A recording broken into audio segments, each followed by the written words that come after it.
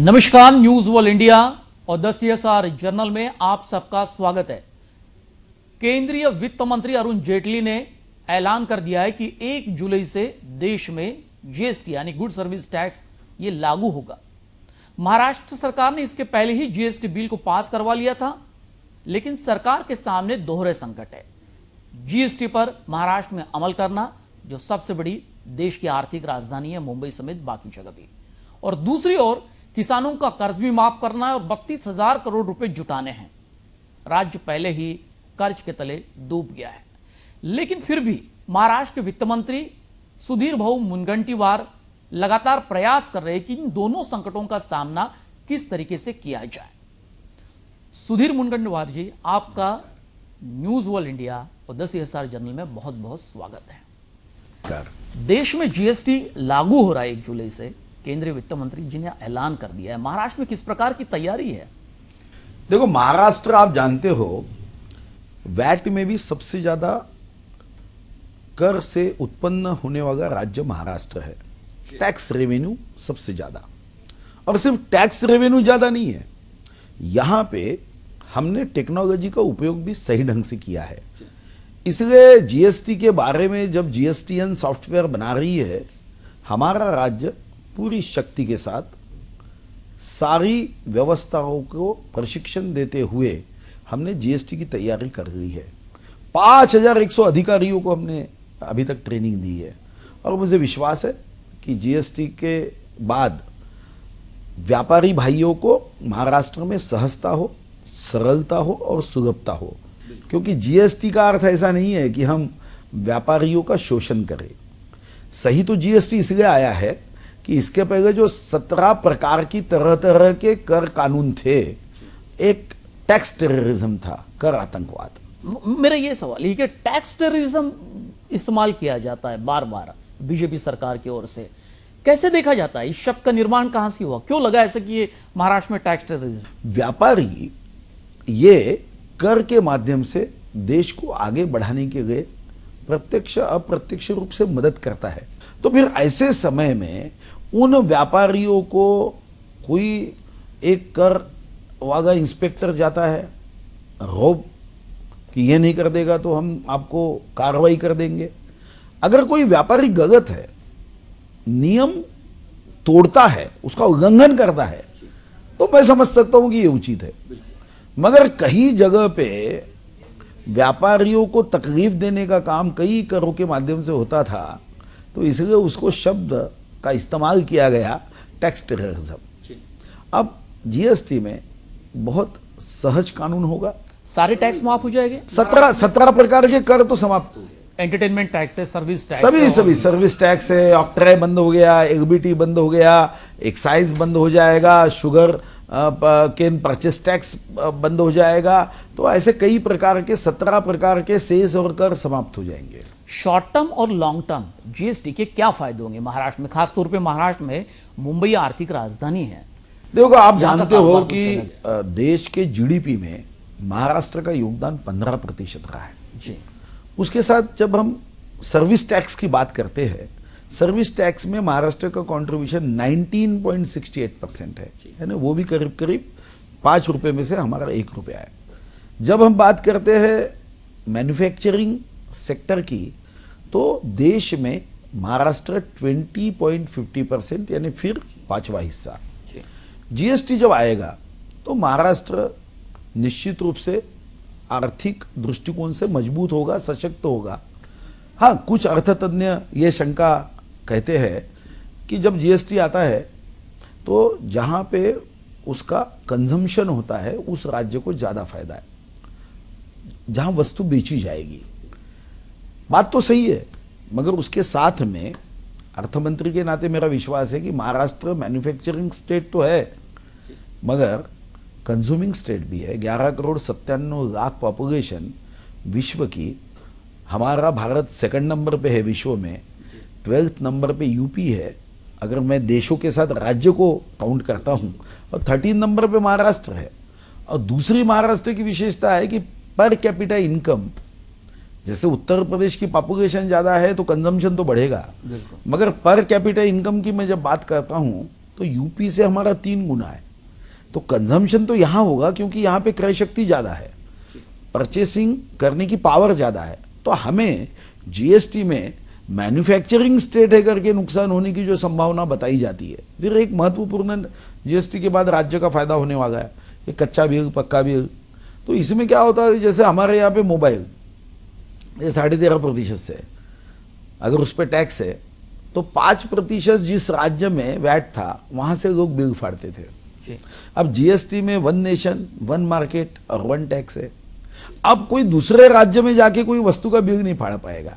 केंद्र सरकार पहले क्या होता था कि 15% अगर कहीं टैक्स वगैरह मिल जाता तो वो मुंबई और महाराष्ट्र के पास रहता था, लेकिन अब अगर 18% अगर टैक्स होता है तो 9% आपके पास रहेगा महाराष्ट्र सरकार के पास और 9% ये केंद्र सरकार के पास जाएगा और वो अपनी तरीके से राज्यों को बांटेंगे।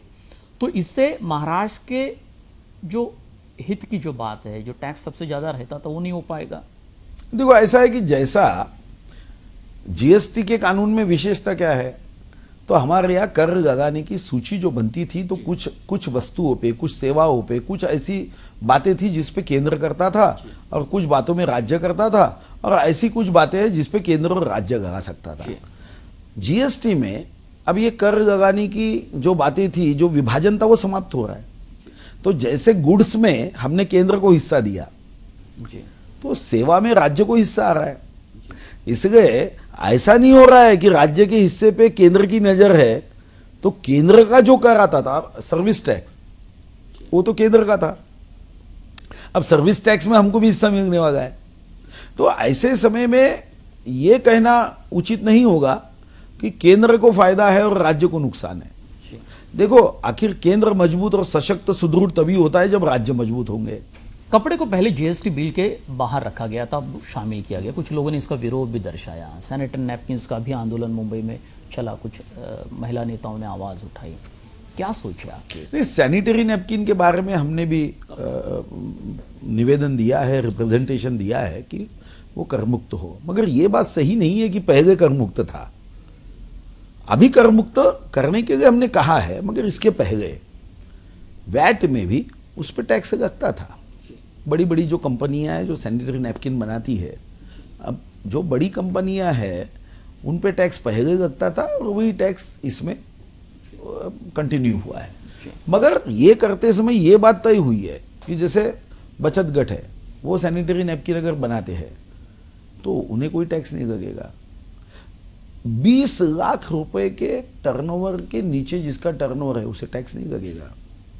तो मुझे लगता है कि गांव खेड़े में जो छोटे रोजगार करने वाले, सैनिटरी नैपकिन बनाने वाले अगर महिलाओं के समूह हैं तो उन्हें टैक्स नहीं लगेगा। अभी जो बड़ी कंपनियां हैं, मल्टीनेशनल कंपनियां हैं, उस पर टैक्स है।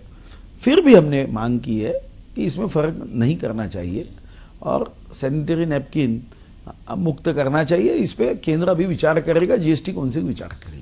25% अब तक ट्रेडर्स ने अपना रजिस्ट्री ऑनलाइन की है, उसमें भी कहीं गड़बड़ चल रहा है। मतलब मान लीजिए कि रजिस्ट्री करने के लिए चले जाते हो तो वहाँ कहीं वेबसाइट और बाकी चीज़ों में उनको अड़चने निर्माण होती है। अगर ये पूरी तरह से ट्रेडर्स जो है, जिनको जीएसटी के बिल के दायरे के अंदर लाकर उनको नया व्यवहार शुरू करना है महाराष्ट्र में, अगर उनके 25% ही अगर वो ट्रेडर रजिस्टर हो पाते हैं तो फिर 1 जुलाई से क्या लगता है आपको, ये पिक्चर तस्वीर साफ हो पाएगी? मतलब जीएसटी का पहला अर्थ ऐसा है कि जैसा कोई नूतन वास्तु में जाता है, गृह प्रवेश करता है, तो ऐसा कोई दावा नहीं करता कि सब बातें हो गई। वो गृह प्रवेश करने के बाद देखता है भाई यहाँ कोई छोटी गलती हुई है, मुझे तो यहाँ फोटो लगवाना था मगर कोई खिला नहीं है यहाँ पे। तो 1 जुलाई से जीएसटी आने के बाद कई समस्याएं समझो खड़ी हो जाती है, तो उसको सुलझाने का काम हो सकता है।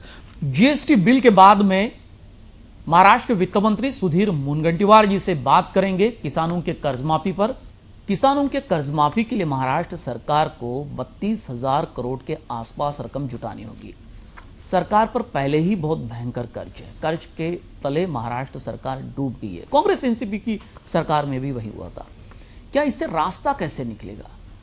अपने देश में किसान एक ऐसा वर्ग है, और महाराष्ट्र में भी, कि जिसके बारे में चर्चाएं तो बहुत लोग करते हैं, चर्चाएं होती रहती है, मगर स्वाधीनता के बाद अगर मैं ये कहूँ कि कोई व्यक्ति खुशी से किसान होता है तो मुझे लगता है कि ये मुझे ढूंढना पड़ेगा माइक्रोस्कोप से। ये मजबूरी का व्यवसाय हो गया। कोई भी बड़े से बड़ा आदमी ये अपने बेटे को नहीं कहता कि तू बेटा बड़ा होने के बाद किसान हो। क्यों नहीं कहता? क्योंकि ये व्यवसाय में नुकसान है, बहुत ज़्यादा कष्ट है। वजह क्या? पहले तो बहुत बेहतर खेती की जाती थी महाराष्ट्र में। क्या कांग्रेस इनसे भी जिम्मेदार है इसके लिए? देखो ऐसा है कि अंग्रेज की सरकार आने के बाद अंग्रेज भी किसानों के बारे में, आपने लगान पिक्चर देखी है, वो तो अंग्रेज के समय की बातें थी। और कांग्रेस राष्ट्रवादी के नेताओं ने भी कृषि प्रधान अर्थव्यवस्था की बात भाषण में कही, मगर जब वो मंत्रालय आते थे तो पूंजीवादी अर्थव्यवस्था को बढ़ावा देने का काम करते रहे। अब जो बातें थी सिंचन, अब वैसे मैं महाराष्ट्र की बात करूं, महाराष्ट्र में 18% इरिगेशन है। ये तो कोई हमारे राज्य में नहीं हुआ ना भाई साहब, ये तो कांग्रेस राष्ट्रवादी ने ध्यान नहीं दिया। वो तो आरोपी, लेकिन आप कार्रवाई नहीं कर रहे उन पर। सरकार की सरकार तो कर रही है, आखिर कानून का काम करता है वो सरकार। कभी लगता है कि एनसीपी बीजेपी को समर्थन देने में जुट गई है तो फिर आरोप फिर बगल में रह जाते हैं? अगर ऐसा होता तो आप सोचो, राष्ट्रवादी के बड़े बुजुर्ग नेता, 2.5 साल हो गए सुधीर बाबू भी सरकार आते हुए, राष्ट्रवादी के नेता है भुजबल जी, वो कांग्रेस के नेता नहीं है। भुजबल जेल में गए। हाँ तो आप कह रहे हैं राष्ट्रवादी, अजित पवार बच गए। नहीं भैया, वो समझौता तो नहीं है सरकार के बीच में। कौन बचेगा कौन जाएगा, ये तो कानून अपना काम करता है। ये तो कोई सरकार ने इसमें कानून के बाहर जाके हस्तक्षेप करने का अधिकार भी नहीं है। और जो नैसर्गिक न्याय है उसके अनुसार काम होता है। तो मुझे लगता है कि जब कानून ने अपना काम शुरू कर दिया, अब ईडी ने उनकी इंक्वायरी भी की है, तो मुझे नहीं लगता कि सरकार के माध्यम से किसी के नेता को बचाने। बीजेपी सरकार पर यह आरोप होता है कि वो विंडिक्टिव पॉलिटिक्स, यानी कहा कि रंजिश वाली जो राजनीति होती है वो हमेशा खेलती है। क्या ऐसा लगता है आपको? देखो, ये भारतीय जनता पार्टी का मिशन ही है सबका साथ सबका विकास। बदले की भावना से भारतीय जनता पार्टी ने राजनीति कभी नहीं की और कभी करेगी भी नहीं। सुधीर बाबू, किसानों के कर्ज माफी पर फिर एक बार लौट आते हैं कि आपने कहा कि 32,000 करोड़ जुटाए जाएंगे, सरकार पर भले ही कर्ज होगा। आपने कहा कि 10,000 रुपये फौरन दिए जाएंगे मानसून के आगमन पर बुआई के लिए। इसमें बहुत कठिनाई जा रही है। जो कमेटी बनाएगी किसानों की और सरकार के बीच में इस मुद्दे पर काफी टकराव हो रहा है बार बार। क्या तय किया जाएगा? जो कंडीशंस आपने, बहुत जघन्य कंडीशंस है, बहुत भयंकर कंडीशंस आपने डाली है जिस पर आपत्ति है संगठनों की, इसको सुलझा कैसे जाए? देखो, ऐसा है कि जब सरकार ने कोई निर्णय किया है तो ये निर्णय कोई ब्रह्मदेव का वेद वाक्य तो नहीं है। अगर उसमें कठिनाइयाँ हैं, अड़चने हैं, तो हमारे जो इस समिति के प्रमुख है चंद्रकांत दादा, उन्होंने तो ये बार बार कहा कि संवाद के साथ में हम आगे जाएंगे। तो मुझे लगता है कि जैसे 10,000 रुपये के बारे में कंडीशन है, तो तर्कशास्त्र के आधार पर ये जांची जाएंगी वो कंडीशन सही है। आप वित्त मंत्री, आपको हाल पता होगा कि जैसे आरबीआई के कुछ डायरेक्टिव्स है, नेशनल बैंकों के कुछ डायरेक्टिव्स है, जिला जो बैंक है जो कर्ज देती है 10,000 रुपये जिनको देना है अक्सर, वो कह रहे कि उन आदेशों की उस पर हम अमल कर रहे हैं, इसकी वजह से फौरन 10,000 रुपये नहीं दे पाएंगे। इसको वित्त मंत्री के तौर पर आप कैसे देख रहे हैं, कैसे सुलझाएंगे? वित्त मंत्री के नाते मेरे मन में स्पष्टता है, किसानों को मदद करनी चाहिए और वो मदद करते समय कोई भी जगह पे झारी का शुक्राचार्य नहीं होना चाहिए। जो ये मदद को मुंबई से निकलने के बाद किसान के घर तक नहीं पहुंचने देती। ऐसे लोग अगर किसानों को मदद करते समय अड़चने निर्माण करते हैं तो निश्चित रूप से गंभीरता से सरकार लेगी। भाई, ऐसा नहीं होगा कि किसानों का अधिकार है, उनको तो मदद होनी चाहिए। मान लिया जाए कि अगर मदद में कोई अड़चने पैदा कर रही हो तो उन पर कार्रवाई होगी। निश्चित रूप से किसी को भी नियम के बाह्य जाके सरकार नाम की संस्था से लड़ने की अनुमति नहीं है। हाँ, कहीं पे हमी चाहिए, पैसों की बात है, गारंटी चाहिए, उन्हें ये विश्वास चाहिए, तो सरकार निश्चित रूप से देगी। मगर किसान को पैसे देते समय अगर वो अपने कुछ नए कानून लगाएगी, नियम लगाएगी, तो सरकार को उचित समय पे कार्रवाई करनी होगी। आप राज्य के वित्त मंत्री के साथ में वन मंत्री भी है। राजस्व विभाग आपको दिया गया था, महाराष्ट्र के मुख्यमंत्री ने खुद पूछा था, आपने नहीं लिया। क्या वजह है कि महाराष्ट्र के वित्त मंत्री वन मंत्रालय से भी जुड़े हुए हैं, टाइगर प्रोजेक्ट के लिए बार बार कोशिश करते हैं, लेकिन इसके बावजूद भी कहीं पोचिंग होता है, बड़े बड़े अंतर्राष्ट्रीय स्तर के जो गिरोह वो काम करते हैं, कहीं कंट्रोल नहीं ला पाए? देखो, मैं वन मंत्री बनने के बाद खुशी से ये बता सकता हूँ दो प्रमुख बातें, कि 14 के बाद कहीं पे भी पूचिंग नहीं हुई। 2014 के बाद? हाँ, मैं सरकार में आने के बाद एक भी पूचिंग नहीं हुई। महानायक अमिताभ बच्चन जी ब्रांड एम्बेसडर बन गए। देश भर के पर्यटक ताड़ोबा, बोर अभयारण्य या पेंच कई जगह महाराष्ट्र में, खासतौर पे विदर्भ में आते हैं। बिग बी ब्रांड एम्बेसडर बनने के बाद में कुछ बदलाव दिखा जो आपको चाहा आपने हुआ? देखो, उनकी आवाज में एक धार है, जादू है। अमिताभ जी आने के बाद आज ताड़ोबा में, अब मैं भी वहाँ कितने वर्षों से विधायक हूँ उस कॉन्स्टिट्यूंसी में, कभी लोग मेरे पास आते नहीं थे कि हमें ताड़ोबा देखना है, जरा हम तो फी भरेंगे मगर हमें नंबर नहीं लग रहा है भाई, ऑनलाइन बुकिंग में हमारा नंबर नहीं आ रहा है। ऐसा कभी नहीं हुआ। मगर अभी आप अगर देखोगे तो हमेशा ताड़ोबा की बुकिंग फुल हो जाती है। इसलिए हमको कोर सेक्टर से बफर जोन का नया जोन में लोगों को टाइगर देखने के लिए भेजने की आवश्यकता पड़ी। तो मुझे लगता है बोर हो, पेंच हो, लोगों का प्रेम बढ़ते जा रहा है, और जब लोगों का प्रेम बढ़ता है तो मुझे लगता है कि आज ये प्रेम का जो बाद में रूपांतरण हो जाता है, वो कोई भी जंगली प्राणी हो, जब वाघ देखते हो तो सिर्फ वाघ नहीं देखते हो, बहुत सारे जंगली प्राणी हैं, तो इसके संवर्धन संरक्षण करने की अपनी जिम्मेदारी है, ये भावना उनमें निर्माण होती है। अब राजनीतिक सवालों पर आता हूं। मिड टर्म पोल की बात महाराष्ट्र के मुख्यमंत्री ने की थी। अमित शाह बीजेपी के राष्ट्रीय अध्यक्ष, उनको भी ये बात पूछी गई तो उन्होंने कहा कि अगर ये संभावना अगर आती है तो हमें तैयार रहना पड़ेगा। देखो, मिड टर्म पोल करने की बात नहीं कही। किसी हमारे पत्रकार बंधु ने ये पूछा कि कुछ पार्टियां ऐसा कह रही है कि मिड टर्म पोल आना है, जुलाई में भूकंप होने वाला है।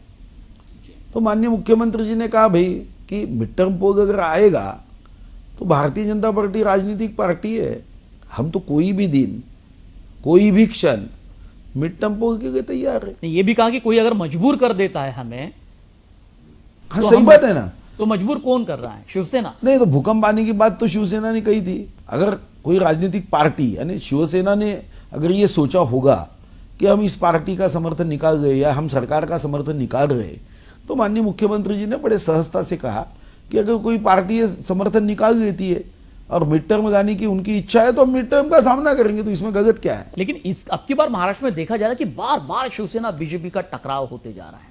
देखो, ये टकराव नहीं होना चाहिए। ये टकराव आम जनता को कभी पसंद नहीं आता।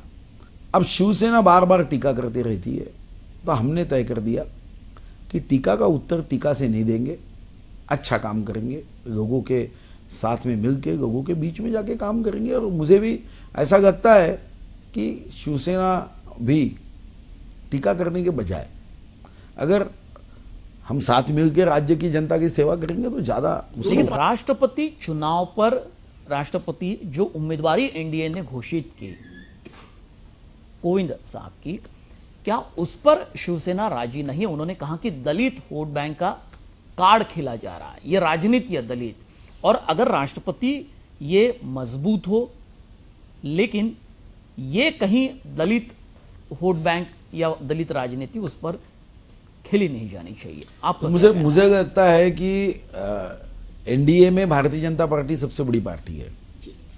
भारतीय जनता पार्टी ने एनडीए के साथ मिलके जब निर्णय किया कि राष्ट्रपति पद के चुनाव में भारतीय जनता पार्टी एनडीए सबको, सबसे विरोधी पार्टियों से भी बात करके कैंडिडेट खड़ा करेगी, एक बहुत अच्छा व्यक्ति, परिवारवाद से दूर, एक जिन्होंने अनुसूचित जाति में बहुत अच्छे काम किए हैं, प्रामाणिक है, और जिस पे कोई अभी तक जीवन के राजनीति में कोई दाग नहीं लगा, ऐसे एक दलित भाई को देश का राष्ट्रपति बना रहे, तो हर बात में मुझे लगता है कि राजनीति होगी।